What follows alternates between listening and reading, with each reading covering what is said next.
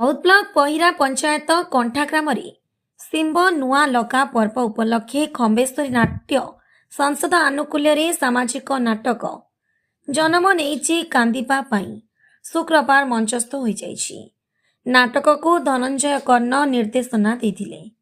ଗ୍ରାମ ମୁଖିଆ ତଥା ସମାଜସେବୀ ରମେଶ ପ୍ରସାଦ ସାହୁଙ୍କ ଅଧ୍ୟକ୍ଷତାରେ ଅନୁଷ୍ଠିତ ସାଂସ୍କୃତିକ କାର୍ଯ୍ୟକ୍ରମରେ କଣ୍ଟାମାଳ ବିଧାୟକ କହ୍ନେଇ ଚରଣ ଡାଙ୍ଗ, ବୌଦ୍ଧ ପଞ୍ଚାୟତ ସମିତି ଅଧ୍ୟକ୍ଷ ପ୍ରିୟଦର୍ଶୀ ପ୍ରତ୍ୟୁଷ ରଥ, ଜିଲ୍ଲା ବିଜେପି ସାଧାରଣ ସମ୍ପାଦକ ସୁଶାନ୍ତ ବାଘ, ବହିରା ମଣ୍ଡଳ ସଭାପତି ଯୀଶୁ ପ୍ରଧାନ, ସମାଜସେବୀ ବିପିନ ବିହାରୀ ଦାସ, ଶିବ ପ୍ରସାଦ ଗାଇଗୌରିଆ, ରିଙ୍କୁ ସାହା, ବଟକୃଷ୍ଣ ସାହୁ, ସତ୍ୟ ଷାଣ୍ଢ, ୱାର୍ଡ ସଭ୍ୟ ଅଶୋକ ତଣ୍ଡିଆ ପ୍ରମୁଖ ଅତିଥି ଭାବେ ଯୋଗ ଦେଇଥିଲେ।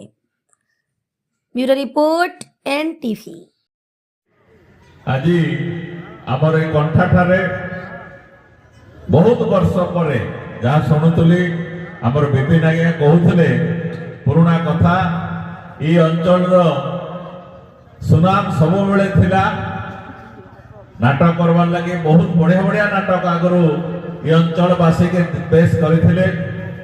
जहाँ भी हो डेरी रे देर आए दुरुस्त आए बलसन देरी पचे हो फिर थे आरंभ है। प्रथमे धन्यवाद आउ शुभेच्छा जनाऊे से नाट्य कलाकार माने जेन माने साहस करके बाहरी आपण मान के एक सुंदर नाटक आज राति रे मनोरंजन करवा के देवे।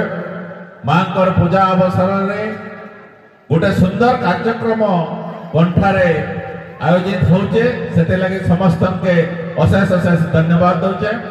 ये थंडारे भी आम लोकप्रिय विधायक आम समस्त प्रिय कन्हई चरण डांग महोदय आसी आम ग्रहण में पहुंची आपण मानकर आहरी हाथ मुठाके टाण करवार लगी एवं तांकर आशीर्वाद पाइकरी आगामी वर्ष मानक आहरी सुंदर कार्यक्रम हो।